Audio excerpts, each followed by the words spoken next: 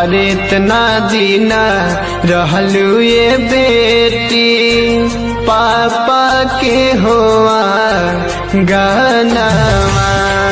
हरे इतना दीना रहलू ये बेटी